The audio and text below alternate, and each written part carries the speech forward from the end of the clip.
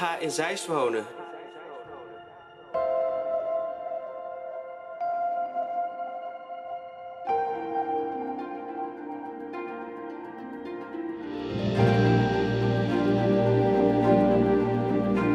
Na bijna 2 jaar te hebben samengewoond met mijn beste maatje is de tijd aangebroken om beide een eigen nestje te bouwen. Vanaf heden woon ik in mijn uppie in Woerden.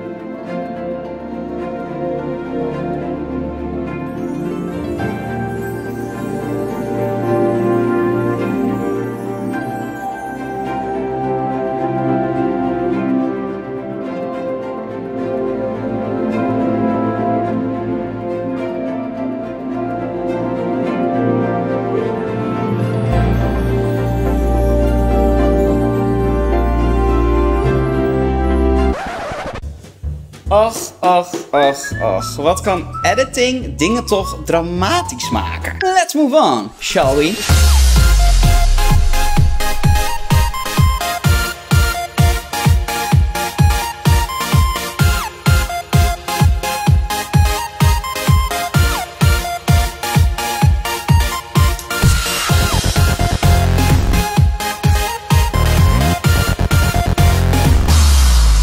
Ja. I know. Het is zo Ivar. Gewoon geen gezeik, geen gemekker, geen overbodige troep. Clean, strak, netjes, gepolijst. On fucking point. Het is simpelweg een minimalistische hemel. En wat leuk dat je kijkt naar een gloednieuwe video. Sinds ik een aantal autotune intro's bij Rutger heb geëdit, dacht ik doe het ook eens een keer. Cause we all know who is the real Mr. Autotune here.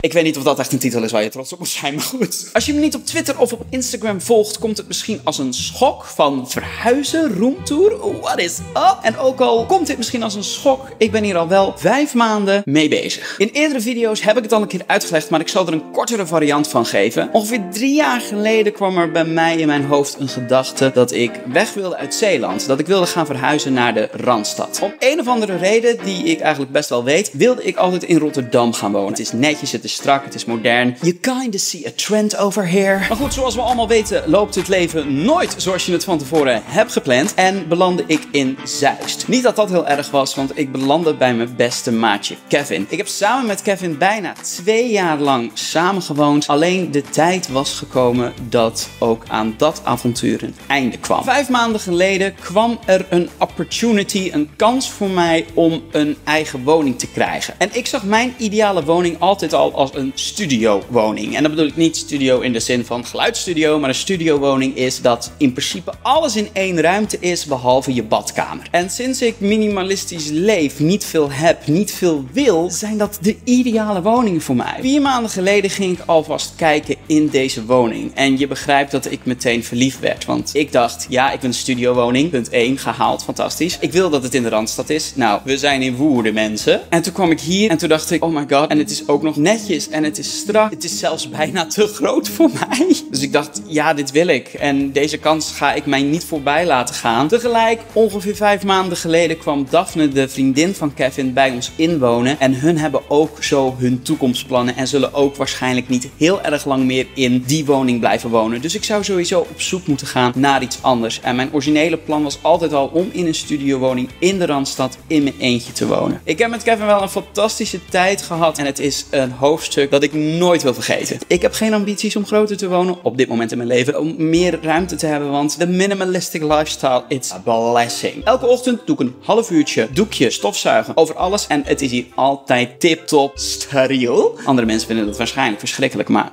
ja, je hoeft niet langs te komen. Dan kom ik wel bij jou, drink ik jouw drank op. Maar ik vind het geweldig. Ik vind het heerlijk. Het is ook vrij recent allemaal gerenoveerd. De 2-persoons hoogslaper vind ik fantastisch. Even trouwens, wauw. Voor het eerst in mijn leven. Voor het eerst na al die jaren heb ik een 2-persoonsbed. Dat zie je ook, dat ik gewoon een 1-persoons dekbed erover heb gelegd. Ik heb geen 2-persoons dekbed. Nou heb ik dat ook niet nodig, want uit enige ervaring, het klinkt heel apart, weet ik dat ik het niet heel erg fijn vind om naast iemand te slapen. Ik vind dat strontirritant. Dat wat dan naast me ligt eenmaal beweegt, dan word ik wakker en dan is mijn ik heb een slaap nodig, echt. Trouwens, een trappetje naar mijn bed, fantastisch, subliem, echt. Daar heeft een Japanner over nagedacht waarschijnlijk, want de traptredes zijn gewoon enorme lades en daar zitten mijn kleren in. Dus je hoeft ook geen kledingkast te kopen. Het is fantastisch.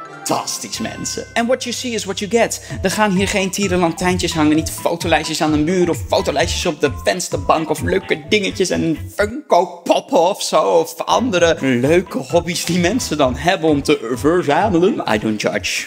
Hardop. Er is misschien één ding wat ik wel nog ga doen. En dat is een beetje een throwback. En dat is een beetje met de Philips Hue lampjes spelen. Licht vind ik wel altijd heel mooi in woningen. Misschien dat je in video's af en toe eens een keer er iets bij ziet komen. Maar dan is het waarschijnlijk een lamp. Het is allemaal clean, het is allemaal netjes. Ik ben echt over mijn oren verliefd. Ik vind het niet erg om alleen te zijn. Sterker nog, in mijn persoonlijkheid zit blijkbaar dat ik het fijner vind en prettiger vind om alleen te zijn. Niet altijd. Ik vind het ook geweldig om met mensen te zijn. Maar de tijd die ik met mensen ben, moet ik ook weer zonder mensen zijn. Dan ben ik in mijn eigen bubbel, in mijn eigen wereldje. En dan heb ik complete focus. Ik rol 's ochtends om 7 uur uit mijn bed. Ik ga douchen, ik ga eten, ik ga een rondje lopen. En ik kom weer in mijn kamer. Er is niks, er is niemand. En zolang ik Twitter niet open, is er ook geen afleiding en ik kan gaan werken aan creatieve dingen.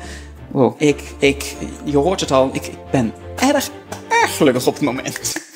Oh, ja, en trouwens nog, het internet, 400 Mbit. Ik kan zeg maar sneller downloaden dan dat de downloader aanbiedt. In dit minimalistische droompaleis ga ik de komende weet ik veel hoe lang video's maken, liedjes zingen. Ik ben nu al benieuwd hoe de buren gaan reageren wanneer ik mijn eerste koffer opneem. Oh, that could be a lot of fun. That could destroy everything. En zoals jullie snappen heb ik daar enorm veel zin in. Niet dat er gedoe zou komen met de buren, maar het inzingen van covers, het mixen van covers, het video's maken. Gewoon hetgene wat mijn levensvreugde geeft. Vond je de shots die ik heb gemaakt in deze woning nou super awesome? Nou, dat is gedaan met de... Oh ja, nog zoiets. Dit bureau, dat heeft 3 lades. Ik gebruik gewoon maar 1 lade, want ik heb niet meer. Oh, dat is dan niet fantastisch als je dat eenmaal door hebt. Dat je denkt van, wauw, ik heb al die tierenlantijntjes en shit niet nodig. Ten eerste, je hoeft het niet te kopen, dat bespaart geld. En ten tweede, je hoeft het ook nooit schoon te maken of op te ruimen of te verhuizen naar een volgende woning en dan het daar weer in een doos op zolder zetten. In ieder geval, die beelden die zijn opgenomen met deze kleine rakker. Dit is de Osmo Pocket. Kijk eens recht vooruit, jij boy. En dit is echt een kleine gimbal met fantastische 4K 50 frames beeldkwaliteit. Het is hartstikke awesome. Daar heb ik die beelden mee gemaakt. En dit is ook mijn vlogcamera. Dus voor je deze beelden awesome, ga dan nog zeker even mijn Barcelona vlog kijken. Die ik vorige week, was dat vorige week of deze week? Die is volledig gefilmd met dit kleine dingetje. En ik was een beetje huiverig ook voor het geluid. But it all turned out pretty fucking awesome. Ik wil nog een aantal liedjes doen van het Songfestival. By the way, het Songfestival. We hebben het Songfestival gewonnen. Ik moet dat niet vertellen, want iedereen weet dat. Partij gelukkig zegt. Het is volgend jaar gewoon in Nederland. Dit wordt echt een random video over van alles en nog wat. En laat in de reacties achter wat jouw favoriete liedje is. Wat je zou willen dat ik ga zingen van het Songfestival. Ja, en dat was het wel. Nog meer te vertellen? Ik ben blij dat jij deze video hebt gekeken, want dat betekent dat je een hartstikke gave supporter bent van mijn kanaal. Vond je deze video leuk? Laat dan een duimpje achter. Laat een reactie achter met alle dingen die ik heb gevraagd in deze video om een reactie over achter te laten. En dan zie ik jullie hopelijk heel snel weer terug in een gloednieuwe video. Doei!